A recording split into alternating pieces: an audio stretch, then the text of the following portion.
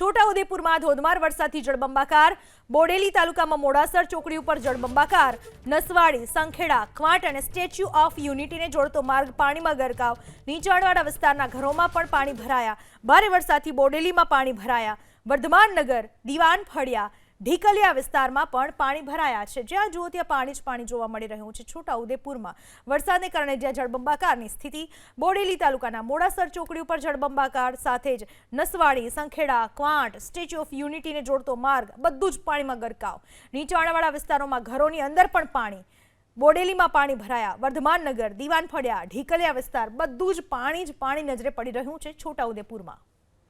તો છોટાઉદેપુરમાં જ્યાં જુઓ ત્યાં પાણી જ પાણી જોવા મળી રહ્યું છે।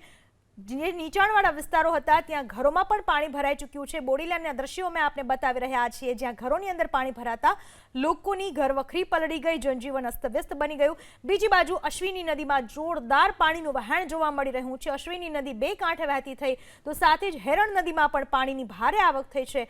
હેરણ નદીમાં પાણી આવતા સ્થાનિક લોકોમાં ખુશી જોવા મળી રહી છે, કારણ કે સ્થાનિકોના માનવા પ્રમાણે હેરણ નદીમાં આટલી હદે નવા નીર આવતા જળાશયોના જે ભૂતળના જે પાણીના સ્તર છે એ ઉપર આવી શકે છે।